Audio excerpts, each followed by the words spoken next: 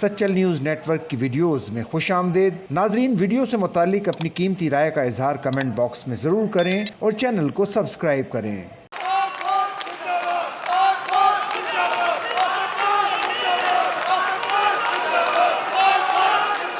Chief of army staff general Asim Munir نے کہا ہے کہ پاکستان کے دشمنوں کا یہ خیال ہے کہ مٹھی بھر دہشت گرد پاکستان کی تقدیر کا فیصلہ کر سکتے ہیں، جبکہ دہشت گردوں کی 10 نسلیں بھی بلوچستان اور پاکستان کا کچھ نہیں بگاڑ سکتی۔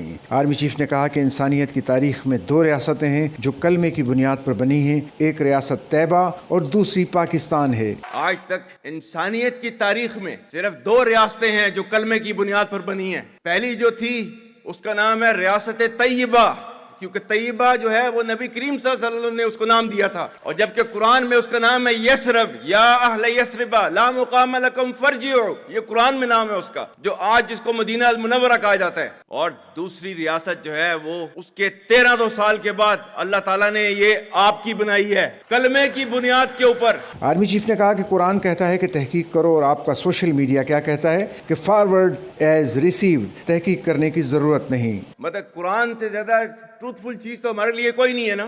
یا ایھا الذین آمنوا ان جاءکم فاسق بنبأ فتبینوا ان تصیبوا قوما بجہالۃ فتصبحوا علی ما فعلتم نادمین، کہ اے ایمان والو، جب تمہارے پاس کوئی فاسق سٹوری لے کر آتا ہے تو تحقیق کرو، یہ نہ ہو کہ تم اپنی جہالت میں کسی کا نقصان کر دو اور تمہیں اس کے اوپر ندامت اٹھانی پڑے۔ دس از یور قرآن۔ اور آپ کا سوشل میڈیا کیا کہتا ہے؟ فارورڈڈ ایز ریسیوڈ۔ اور یہ تحقیق کرنے کی ضرورت نہیں ہے، بس اس کو آگے چلاؤ۔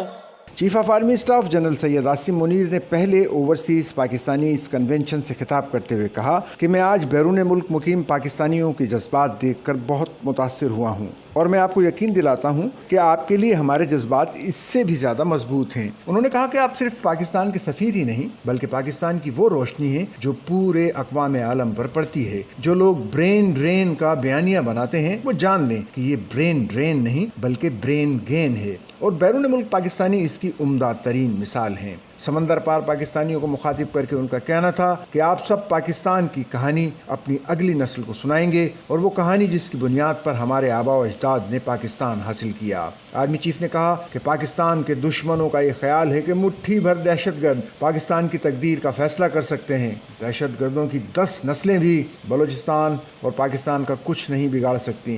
ان کا کہنا تھا کہ بلوچستان پاکستان کی تقدیر اور ہمارے ماتھے کا جھومر ہے۔ جب تک اس ملک کے غیور عوام افواج پاکستان کے ساتھ کھڑے ہیں، آپ کی فوج ہر مشکل سے بآسانی نبردآزما ہو سکتی ہے۔ اور بلوچستان جو ہے، جو کہ پاکستان کی ڈیسٹنی ہے، ٹھیک ہے، جو کہ پاکستان کے ماتھے کا جھومر ہے، تم 1500 بندے کہو گے کہ جی ہم اس کو لے جائیں گے، تمہاری اگلی 10 نسلیں بھی نہیں لے کے جا سکتی۔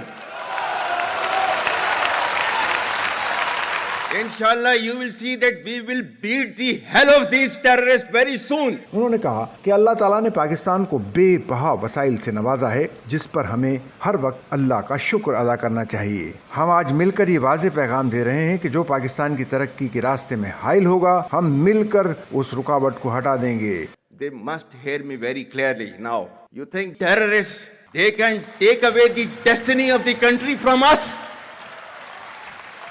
If this great Pakistani nation and the Pakistani armed forces, if 1.3 million Indian army with all their wherewithal, if they cannot intimidate us and they cannot coerce us, these terrorists can subdue the armed forces of Pakistan.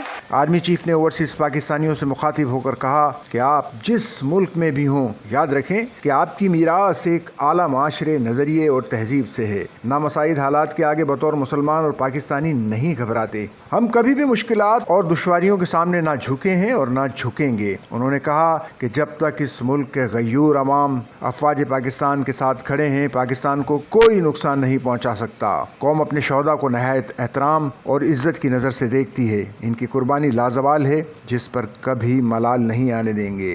We have those brave fathers that who proudly shoulder the funeral of their sons and take them to the graves. Pakistan will not fall.